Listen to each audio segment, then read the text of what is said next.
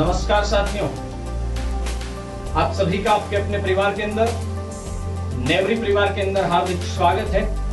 और स्वागत करने के लिए तैयार आपका होस्ट एंड दोस्त विजेंद्र सिंह नेवरी। तो साथियों, जैसा कि 9 मई को एक घोषणा की गई थी कि आपके इस चैनल के ऊपर ज्योग्राफी के साथ साथ राजस्थान के इतिहास, कला, संस्कृति, राजनीति विज्ञान, हिंदी, साइकोलॉजी, इंग्लिश, इनकी क्लासें भी निरंतर रूप से डाली जाएंगी। और इसी श्रृंखला में आज अपन शुरू करने जा रहे हैं राजस्थान का इतिहास। आप सभी के लिए 2 लाइनें समर्पित करता हूं मैं कि हो गई पीर पर्वत सी, हो गई पीर पर्वत सी, अब पिघलने तो चाहिए। हो गई पीर पर्वत सी, अब पिघलने तो चाहिए। और इस यूट्यूब के दौर में विज्ञान की गंगा निकलने तो चाहिए, निकलने तो चाहिए। हो जाओ साथियों तैयार। और राजस्थान के इतिहास को अच्छे ढंग से डिटेल में पढ़ने के लिए डिटेल में, फुल डिटेल में पढ़ेंगे एक एक चीज को।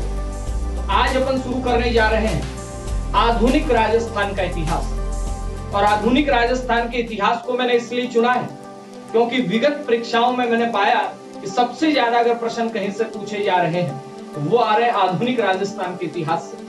हम क्रम से सभी प्रकार का करेंगे, मध्य काल वाला भी करेंगे, प्राचीन राजस्थान का इतिहास भी करेंगे, राजवंश वगैरह सभी करेंगे। इस आधुनिक राजस्थान के इतिहास में 1857 की क्रांति से लेकर आगे, चाहे अपन किसान आंदोलन की बात कर लें, चाहे जनजातीय आंदोलन की बात कर लें, चाहे अपन सामाजिक सुधारों की बात कर लें, चाहे अपन बात कर लें प्रजामंडल आंदोलन की, चाहे अपन बात कर लें स्वतंत्रता आंदोलन के अंदर भाग देने वाले राजस्थान के क्रांतिकारी वीरों की, इन सभी की चर्चा अपन करने वाले हैं। तो साथियों, आज अपन शुरू करने जा रहे हैं 1857 की क्रांति। तो मेरे प्यारे साथियों, 1857 की क्रांति अपन शुरू करें। अपना टॉपिक रहेगा आज 1857 की क्रांति। तो ये क्रांति जैसे हुई थी वैसे अपने को भी एक YouTube के अंदर क्रांति लेके आनी है। फैला दीजिए अपनी क्लास को चारों तरफ, जहां तक आपके जानकार हैं, जहां तक आपके सभी स्टूडेंट्स जुड़े हुए हैं, फैला दीजिए, फटाफट से शेयर कर दीजिए इस क्लास को। शानदार नजारा देखने को मिलने वाला आपको, एक से बढ़ के एक चीजें निकल के आएंगी, फुल डिटेल के अंदर चलने वाले हैं। तो करते हैं आज की क्लास को बिना किसी देरी किए हुए शुरू।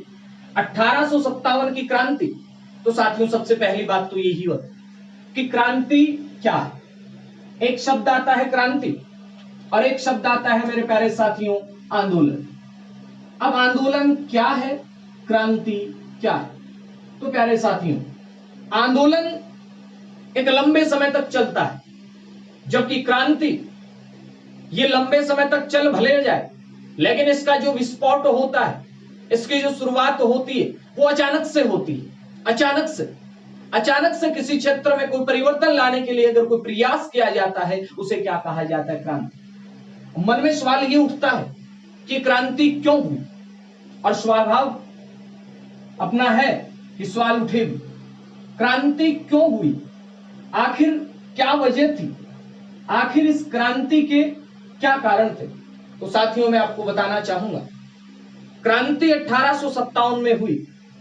हालांकि इसके तात्कालिक कारण हैं वो और हो सकते हैं, इसके जो तात्कालिक कारण हैं वो और हो सकते हैं, लेकिन साथियों अपन बात करें कि इस क्रांति की जो पृष्ठभूमि थी वो कैसे बनी। क्या क्रांति एक दिन का परिणाम थी? नहीं।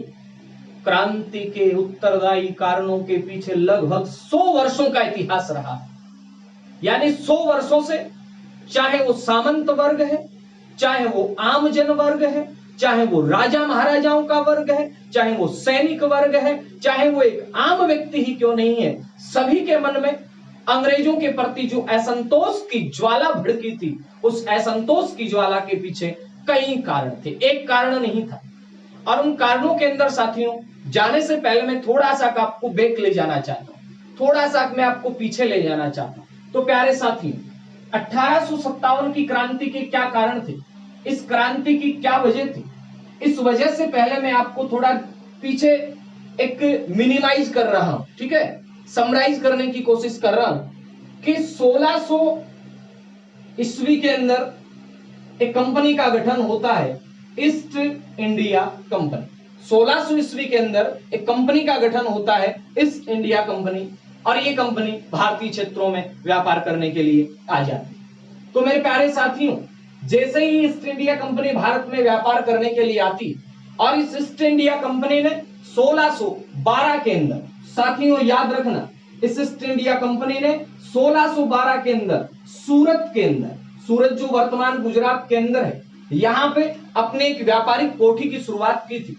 और 1612 की इस शुरुआत के बाद से कंपनी जो थी, जिसका प्रारंभिक उद्देश्य एक व्यापार करना था, व्यापारी बन के आए थे और कुछ नहीं था इनके पास, धीरे धीरे भारत की आंतरिक कलहबाजी का फायदा उठाते उठाते और ये भारत के ऊपर राजा बन बैठे, भारत को अपना उपनिवेश बना लिया, भारत को अपना गुलाम बना लिया। कैसे बना देखिए जरा। अब 1612 ईस्वी के अंदर सूरत के अंदर इन्होंने व्यापारिक कोठी खोली। ऐसे ही चलते चलते साथियों इनका कारवां चलता रहा, बढ़ता रहा, कोई दिक्कत नहीं। 1717 के अंदर मुगल सम्राट फर्रुखसियर ने इन्हें कुछ पैसों के बदले व्यापार जो करने की अनुमति है वो दे दी। साथियों ध्यान देंगे, बातें 1757 की है।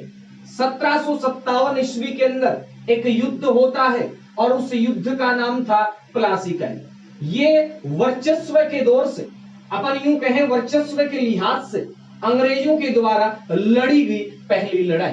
और वर्चस्व की इस लड़ाई के अंदर, कि वर्चस्व किसका, बंगाल के नवाब की मृत्यु के बाद में वहां का वजीर कौन बने, वहां का नवाब कौन बने, तो उस कौन के चक्कर के अंदर 1757 ईस्वी के अंदर प्लासी का युद्ध होता है। और प्यारे साथियों प्लासी के युद्ध के अंदर अंग्रेजों की जीत हो जाती है। और अंग्रेजों की उस जीत के अंदर भी गद्दारी का साथ था। अंग्रेजों की जीत होगी, कोई दिक्कत नहीं, लेकिन इस नींव में पत्थर डालने का काम करता है 1764 का बक्सर का युद्ध। और मैं यूं कहूं कि ये पत्थर मजबूत हो गए, अब तो धीरे धीरे इमारत बनती चली गई। और प्रशासनिक कार्यों की दृष्टि से कंपनी है वो एक्ट लेके आती है, रेगुलेटिंग एक्ट। और ये रेगुलेटिंग जो एक्ट है, रेगुलेटिंग एक्ट, ये रेगुलेटिंग एक्ट 1773 में आता है, संविधान की प्रथम सीढ़ी। तो प्यारे साथियों यहां से लेकर के 1757 से लेकर के और मैं 1857 के बीच में कुछ ऐसी वजह बताने जा रहा हूं जिनकी वजह से क्रांति है वो पनपी। क्रांति का एक जोश है वो आम जन के अंदर, सैनिक के अंदर, सामंत के अंदर, राजा के अंदर आया। कैसे आया देखते चलिए। अब अपन बात करें, अब इन 100 वर्षों में ऐसा क्या हो गया, इन 100 वर्षों में क्या हुआ, उसका जो पहला था वो देखते चलिए।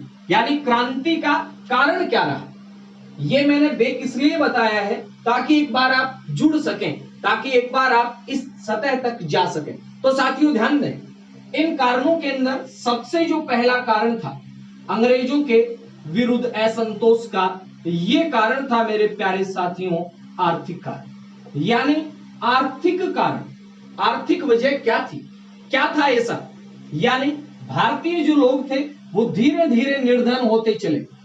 अब निर्धन क्यों हो रहे थे, निर्धन इसलिए हो रहे थे क्योंकि तत्कालीन जो कर व्यवस्था थी उस कर व्यवस्था ने आम किसान की कड़ तोड़ के रख दी। इस कर व्यवस्था ने आम किसान की, आम जन की कड़ तोड़ के रख दी। बोलो गुरुजी कड़ कैसे टूटी? भाई साहब आपके खेत में 8 बोरी अनाज हो रहा है और उसमें से 7 बोरी अनाज आपको कर के रूप में सामंत को चुकाना पड़ जाए और सामंत भी उसमें से 6 बोरी है वो दे दे इसको, अंग्रेजों को, तो कैसा होगा? कमर ही टूटी ना, ये कमर टूटी।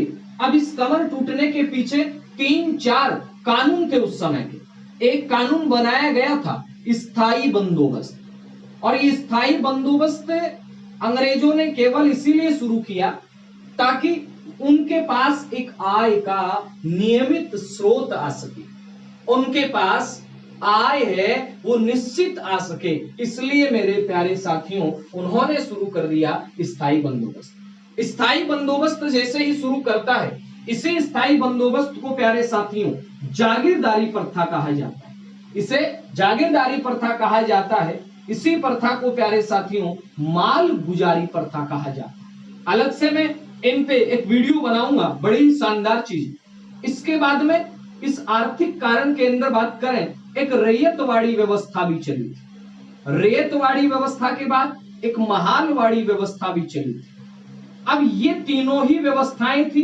इन तीनों ही व्यवस्थाओं ने भारतीय किसानों की कमर तोड़ के रखी और भारतीय किसान जो वर्ग था, भारतीय जो आम किसान वर्ग था, वो अंग्रेजों के विरुद्ध उठ खड़ा हुआ। चलो ठीक बात है, यहां तो अपन ने मान लिया कि किसान है वो अंग्रेजों के खिलाफ हो गए। फटाफट से आप इसका एक स्क्रीनशॉट ले लीजिए, फिर अपन आगे चलते हैं। फटाक से ले लीजिए स्क्रीनशॉट, शाबाश बेटा।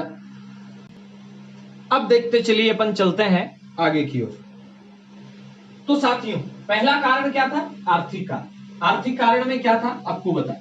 अब इस आर्थिक कारण के बाद में प्यारे साथियों दूसरा जो कारण है वो क्या होता है जरा देखिए। पहला कारण आर्थिक कारण होगा, इसको भी मैं मिटाई देता हूं। ध्यान से देखते चलेंगे, एक एक बात को समझते हुए चलें। अब अपन आगे चलते हैं। पहला कारण क्या जाना आपने? आर्थिक कारण। और आर्थिक कारण में क्या क्या था ये आपको बताया। आर्थिक कारण के बाद में मेरे प्यारे साथियों जो दूसरा कारण था वो था राजनीति। अब राजनीतिक कारण, इट मीन्स यहां पे क्या है? यहां पे कोई विशेष वर्ग है जो अंग्रेजों के खिलाफ होने वाला है। कौन कौन है जी विशेष? राजाओं ने अंग्रेजों का विरोध क्यों किया? सामंतों ने अंग्रेजों का विरोध क्यों किया? राजा जो है अंग्रेजों का विरोध क्यों करे? सामंत अंग्रेजों का विरोध क्यों करे? जागीरदार अंग्रेजों का विरोध क्यों करे? छोटे मोटे जो नवाब थे वो अंग्रेजों का विरोध क्यों करें? उन्होंने 1857 की क्रांति में अंग्रेजों के खिलाफ आवाज क्यों उठाई? इस क्यों का जवाब देखिए। एक आपको याद हो तो मैं आपको दिला दूं कि जो आपका लॉर्ड वेलेस्ली था, उस लॉर्ड वेलेस्ली ने एक संधि स्टार्ट की थी और संधि का नाम साथियों सहायक संधि था। लॉर्ड वेलेस्ली ने कौन सी संधि स्टार्ट की? सहायक संधि। अब आप कहेंगे गुरुजी हमने सहायक संधि है, वो सहायक संधि पढ़ी नहीं अच्छे ढंग से, क्या है?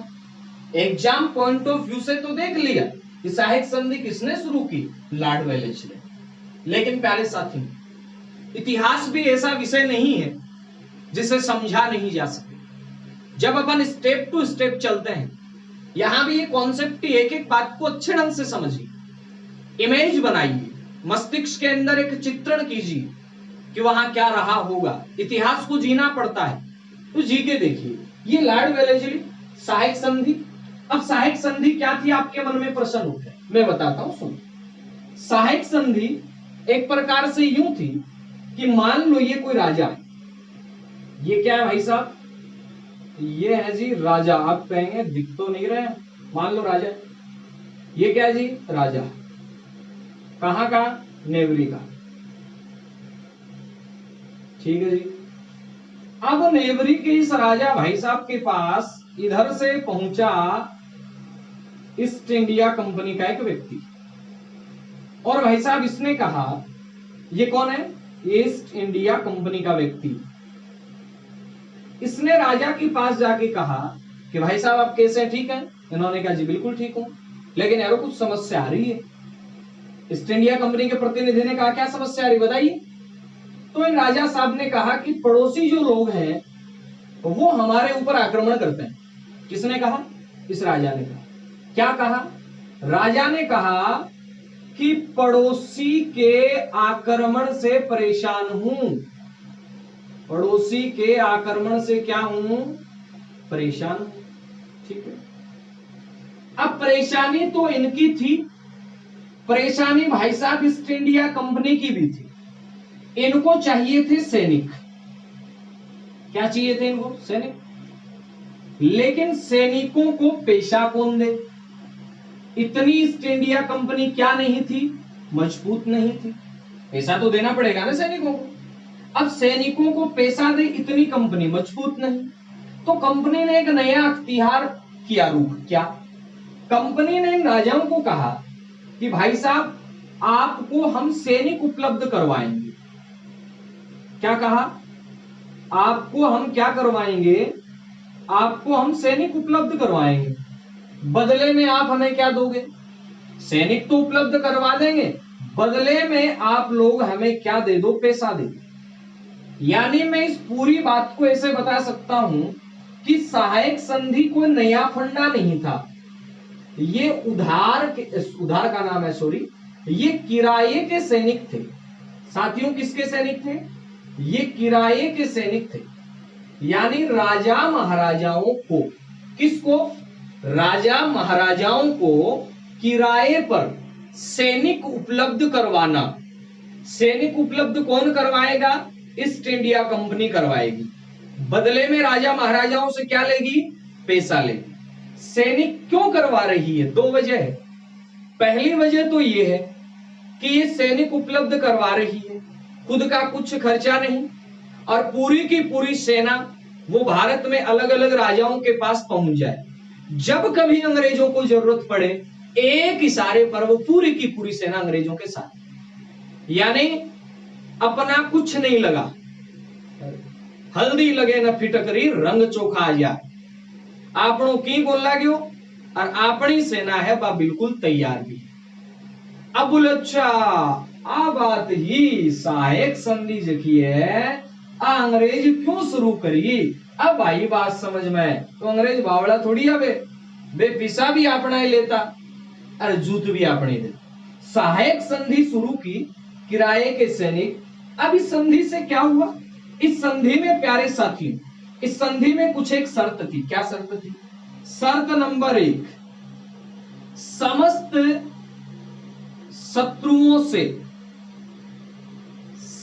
शत्रुओं से रक्षा ईस्ट इंडिया कंपनी करेगी। भाई साहब, आपके जितने भी शत्रु आएंगे, जितने भी आएंगे आपके दुश्मन, उन सब के खिलाफ ईस्ट इंडिया कंपनी खड़े रहेगी। ठीक बात है जी।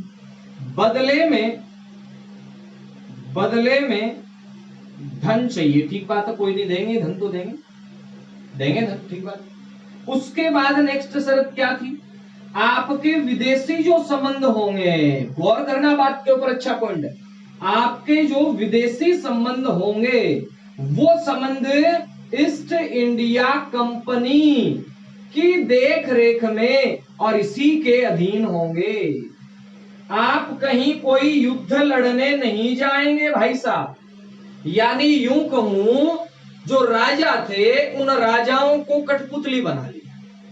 अब साहब राजा हर महीने धन देते, अंग्रेजों के पास धन आने लग गया, और राजा धीरे धीरे थे वो धीरे धीरे कमजोर पड़ने लग गए, और अंग्रेजों ने धीरे धीरे धन की मांग बढ़ा दी, और धन की मांग बढ़ा दी तो राजा और सामंत वर्ग थे वो भी अंग्रेजों के खिलाफ। ठीक बात गुरु जी, आगे समझ। अब इस संधि को प्यारे साथियों अपनाने वाली पहली रियासत कौन सी थी? तो मैं आपको बता देना चाहता हूं, हैदराबाद जो रियासत थी। टेक्निकल टीम से मैं कहना चाहूंगा कि क्या हैदराबाद दिखाई दे रहा है क्या बोर्ड के अंदर? बोर्ड के अंदर देखिए, नहीं दिखाई दे रहा, कोई दिक्कत नहीं, मैं थोड़ा सा इधर कर देता हूं। हैदराबाद जो रियासत थी, याद दिख रहा होगा सर, हैदराबाद जो रियासत थी साथियों, वो रियासत है, उस रियासत ने सबसे पहले सहायक संधि को स्वीकार किया 1798 ईस्वी में। तो पहला प्रश्न बना कि सहायक संधि को सबसे पहले किसने स्वीकार किया? हैदराबाद रियासत में। ठीक बात। लेकिन अपन राजस्थान के बारे में भी चर्चा कर रहे हैं, तो राजस्थान में सबसे पहले प्यारे साथियों जिस रियासत ने सहायक संधि को स्वीकार किया था, वो रियासत कौन सी थी? वो रियासत थी भरतपुर। भरतपुर रियासत ने सबसे पहले स्वीकार किया राजस्थान में, और दूसरे नंबर पे जो साथियों रियासत थी वो कौन सी थी? अलवर। भरतपुर ने स्वीकार किया सितंबर 1803 के अंदर, और अलवर ने स्वीकार किया दिसंबर 1803 के। भरतपुर ने स्वीकार किया सितंबर 1803 के अंदर, और अलवर ने नवंबर 1803 के अंदर इस सहायक संधि की शर्त को क्या किया?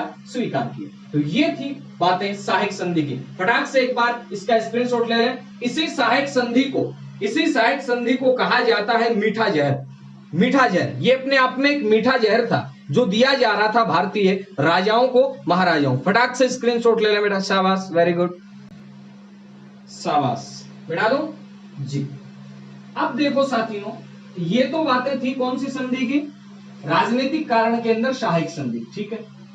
अब जैसे ही आगे चलते हैं, इसी राजनीतिक कारण के अंदर साथियों एक नंबर पे कौन सी संधि देखी अपन ने, सहायक संधि। और सहायक संधि के बाद में साथियों दूसरी जो थी वो सहायक संधि का ही एक रूप थी, आश्रित पार्थक्य नीति। पहला सवाल तो ये बना प्यारे मित्रों कि आश्रित पार्थक्य जो नीति है ये नीति किसने चालू की, अपना उत्तर आएगा लॉर्ड हॉर्डिंग्स। आश्रित पार्थक्य की जो नीति थी साथियों वो शुरू करता है कौन, लॉर्ड हॉर्डिंग्स। अब सुनिए, आश्रित पार्थक्य यानी आश्रित हो जाए, रियासतें जो थी ना वो लगभग अपन कहें आश्रित होगी किसके ऊपर, अंग्रेजों के ऊपर। सहायक संधि का एक दूसरा रूप था। अब आश्रित जो पार्थक्य की नीति थी इसमें प्रश्न बनेगा राजस्थान की, कहां की, राजस्थान की सर्वप्रथम रियासत कौन सी थी। तो दोस्तों जरा गौर करें, राजस्थान की जो सर्वप्रथम रियासत थी ये रियासत थी मित्रों करौली। यानी करौली रियासत ने पहली बार आश्रित पार्थक्य की नीति को अपनाया। करौली ने कब अपनाया, करौली ने नवंबर 1817। शासक कौन थे जी, हरबख्श पाल सिंह। शासक कौन थे, हरबख्श पाल सिंह। ठीक साथियों, अब जैसे ही आगे चलते हैं अपन, करौली में हरबख्श पाल सिंह ने अपना दी, चलो अच्छी बात। लेकिन इस संधि को एक बड़े स्तर पर यानी मोटे रूप में अगर अपन देखें तो संधि को कोटा के शासक थे, कोटा के शासक झाला जालिम सिंह। और झाला जालिम सिंह ने क्या किया, इस संधि को एक वृत्त रूप के ऊपर पहली बार स्वीकार किया। चलो ठीक बात। 1818 तक आते आते 1818 तक आते आते लगभग सभी रियासतों ने इस संधि को स्वीकार कर लिया। लेकिन प्यारे साथियों 1818 के अंदर सभी ने स्वीकार किया, सिरोही ने नहीं किया। और 1823 के अंदर सिरोही जो है उसने भी इस संधि को स्वीकार कर लिया।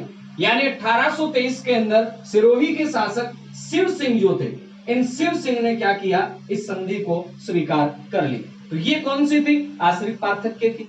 इससे भी जो राजा थे उनको तो सुरक्षा मिल गई, लेकिन जो आम जन था उसके ऊपर बोझ पड़ गया, क्योंकि राजा धन देंगे किसको, अंग्रेजों को।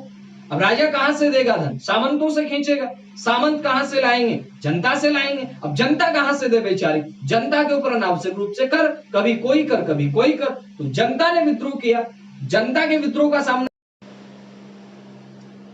हाँ तो साथियों अपने पहले चर्चा कर ली सहायक संधि की, सहायक संधि के बाद अपने बात होगी आश्रित पार्थक्य की। अब आश्रित पार्थक्य के बाद में जो नेक्स्ट चर्चा है वो होने वाली है काफी महत्वपूर्ण, जिसे अपन कह सकते हैं डलहौजी का हड़पगत सिद्धांत। डलहौजी का हड़पगत सिद्धांत, और इसी हड़पगत सिद्धांत को कहा जाता है व्यपगत सिद्धांत। इसे ही व्यपगत सिद्धांत कहते हैं, और इसी सिद्धांत को कहा जाता है doctrine of lapse. Doctrine of lapse यानी डलहौजी की हड़पगत नीति, व्यपगत सिद्धांत, डॉक्ट्रिन ऑफ लैप्स जिसे कहा जाता है। अब जरा ध्यान से समझेंगे आप लोग इस बात को, मुद्दा क्या है। डलहौजी की हड़पगत नीति, जैसा कि नाम से ही पता चल रहा है हड़पने की कुछ बात आ रही। अब क्या हड़पेगा, गौर करना। प्राचीन समय में राजा महाराजा जब अपने पुत्र नहीं होता था, उत्तराधिकारी नहीं होता था, तो गोद ले लिया करते थे। अब डलहौजी ने क्या किया भाई साहब, डलहौजी ने कहा कि कोई भी राजा या शासक पहली बात तो दत्तक पुत्र लेगा नहीं, गोद नहीं लेगा, और दूसरी बात अगर लेता है तो वो हमसे क्या लेगा, अनुमति लेगा। और जिसको हम अनुमति देंगे वो मान्य होगा, नहीं देंगे नहीं होगा। उसके बाद भी कोई गारंटी नहीं है कि उसके खत्म होने के बाद में उसका दत्तक पुत्र उसका उत्तराधिकारी बन जाए। अब होता क्या, जैसे मान लो कि ये एक कोई राजा है, इसके पुत्र नहीं है, और राजा की क्या होगी, मृत्यु होगी। जब राजा की मृत्यु होगी साथियों, तब डलहौजी के अकॉर्डिंग जैसे इस राजा की मृत्यु होगी वैसे ही इसका जो शासन था, ये शासन किसके हाथों में चला जाता प्यारे साथियों, ये शासन चला जाता ब्रिटिश हुकूमत के अंदर। कहां चला जाता, ब्रिटिश हुकूमत के अंदर। अब बोलो ये तो फिर समस्याग्रस्त बात थी, तभी तो राजाओं ने विरोध किया। ऐसा तो होता ही रहता है कि राजा का पुत्र नहीं है और उसका फिर तो शासन चला जाएगा। और इन्होंने ये शुरू क्यों किया? इन्होंने शुरू इसलिए किया ताकि इनकी जो साम्राज्यवादी विस्तार नीति है, ये साम्राज्यवादी विस्तार नीति आगे से आगे बढ़ती रहे, चलती रहे। इसलिए इन्होंने क्या कर दिया? इसलिए इन्होंने इस नीति को शुरू कर दिया। अब देखना, इसी नीति में गोद लेना लगभग बंद था। इसी नीति को क्या कहा जाता है प्यारे साथियों? इसे ही कहा जाता है गोद निषेध नीति। क्या कहा जाता है? गोद निषेध नीति। गोद निषेध नीति वही है, हड़पगत नीति भी वही है, व्यपगत नीति वही है, डॉक्ट्रिन ऑफ लैप्स भी वही है। अब जरा गौर करें, इस नीति का शिकार सबसे पहले कौन? फिर डलहौजी ने चला तो दी, लेकिन सबसे पहले इस नीति का शिकार जो होता है साथियों, वो होता है आपका कौन? इस नीति का जो सबसे पहले शिकार होता है वो सतारा। कौन होता है? सतारा। ध्यान देंगे, यहां मैं लिख देता हूं सतारा। सतारा, सतारा के बाद में जैसे ही आगे चलते हैं साथियों तो जेतपुर। थोड़ा सा चलो कोई नहीं, इसको मिटा देते हैं। सतारा, सतारा के बाद में जेतपुर, जेतपुर के बाद में साथियों संभलपुर, संभलपुर के बाद में बघाट, बघाट के बाद में प्यारे साथियों उदयपुर, उदयपुर के बाद में झांसी, झांसी के बाद में नागपुर, नागपुर के बाद में ब्यावर और ब्यावर के बाद में साथियों अवध। ऐसे यहां तक पहुंच जाते। अब यहां कुछ नहीं करना आपको, सिर्फ पहली वाली याद रखनी है 1848। हालांकि इनमें भी कोई दिक्कत नहीं। 1849 बघाट है, ये 1850, ये 1852, ये 1853, ये 1854, ये 1856। लेकिन याद नहीं करना, इतना टेंशन नहीं लेना। अब याद कैसे करें इसको? याद करने के लिए याद रखना है, पहली बात तो इसे याद रख लो कि डलहौजी सता रहा था। डलहौजी सता रहा था, यानी सबसे पहले जो आपका हड़पी जाति है वो कौन सी? सतारा। वैसे नहीं तो आप ऐसे याद कर लो, सीता जरा संभल के चल, सीता जरा संभल के चल भग, सीता जरा संभल के भग। उदयपुर में और झांसी में नाग हैं, ये रहते हैं, नाग रहते हैं। बस याद कर लो, सतारा सबसे पहले कौन सी? सतारा। तो डलहौजी की जो हड़पगत नीति थी, इसका सबसे पहले जो शिकार बनती है कौन सी रियासत बनती? सतारा। और अवध है, अवध में एक विशेष प्रश्न याद रखना है। क्या? अवध में ये याद रखना है प्यारे साथियों कि कुशासन का आरोप लगाकर, कुशासन का आरोप लगाकर कि भाई ये जो रियासत है ना, ये अच्छे ढंग से शासन नहीं चला रही है, अच्छे ढंग से शासन नहीं चला रही, इसके शासन को बर्खास्त करो और अपने जो है वो इसके ऊपर हुकूमत चला लो। तो ये डलहौजी की हड़पगत नीति थी। डलहौजी ने वैसे और भी बहुत सारे काम कर दिए थे। डलहौजी ने कई सेक शासकों की जो पेंशन थी ना, वो पेंशन भी क्या कर दी थी? बंद करवा दी थी। पेंशन बंद करवा दी थी। कर्नाटक के नवाब की पेंशन बंद करवा दी, तंजौर का जो शासक था उसकी उपाधि छीन ली। और जब मराठाओं के अंदर जो पेशवा हुआ करते थे, तो बाजीराव जो पेशवा था, उस बाजीराव पेशवा की क्या होगी? द्वितीय की मृत्यु होगी। अब बाजीराव पेशवा की जैसे मृत्यु होती है साथी, तो बाजीराव पेशवा का उत्तराधिकारी था नाना साहब। तो नाना साहब को पेंशन देने से उन्होंने क्या कर दिया? इनकार कर दिया। बोले हम पेंशन नहीं देंगे। नाना साहब ने पूछा भाई क्यों नहीं दोगे? तो उन्होंने पता है क्या जवाब दिया? उन्होंने कहा वो पेंशन तो पेशवा पद की नहीं थी, वो पेंशन तो व्यक्तिगत थी, आपको नहीं मिल सकती। जब तक पेशवा बाजीराव थे उनको मिल गई, अब आपको नहीं मिलेगी। नहीं मिलेगी पेंशन तो जाहिर सी बात है, जब पैसा नहीं आएगा हाथ में तो विरोध करेंगे ना। एक बार इसका स्क्रीनशॉट ले लो, फिर अपन आगे चलते हैं। फटाक से स्क्रीनशॉट ले लो इसका। सतारा, जेतपुर, संबलपुर, बघाट है, उदयपुर है, झांसी है, नागपुर है, ब्यावर है, अवध है, ये सारे के सारे इसके अंदर। फटाक से ले लो स्क्रीनशॉट इसका। शाबाश। चले आगे देखते हैं। तो ये राजनीतिक कारण थे, ठीक बात है जी। अब इसके बाद में और क्या था इसके अंदर? और भी था। अभी मैंने बताया कि जो आपका डलहौजी था, उस डलहौजी ने क्या कर दिया? डलहौजी ने जो पेंशन थी वो बंद करवा दी। यानी मैं यहां लिख सकता हूं डलहौजी ने पेंशन बंद करवा दी। किस किस की पेंशन बंद करवा दी? नंबर 1, कर्नाटक का जो नवाब था उसकी पेंशन बंद हो गई। उसके बाद में भाई साहब बाजीराव पेशवा, बाजीराव पेशवा द्वितीय की क्या हो जाती है? मृत्यु। बाजीराव पेशवा द्वितीय की मृत्यु हो गई। जैसे ही बाजीराव पेशवा द्वितीय की मृत्यु हुई तो इनका एक उत्तराधिकारी था और इस उत्तराधिकारी का साथियों नाम था नाना साहब। उत्तराधिकारी का नाम क्या था? नाना साहब। और नाना साहब ने जब पेंशन की मांग की तो इन्होंने इस पेंशन को देने से मना किया। और पीछे तर्क क्या दिया? तर्क ये दिया कि भाई साहब जो पेंशन हम देते थे ना, वो पेंशन कैसी थी? वो पेंशन व्यक्तिगत थी। कैसी पेंशन थी? व्यक्तिगत। ये कोई पेशवा पद की पेंशन नहीं थी, ये पेंशन तो व्यक्तिगत थी, इसलिए आपको ये पेंशन नहीं देगी। तो जाहिर सी बात है क्या होगा? विरोध होगा। चलो ठीक। और क्या वजह थी भाई?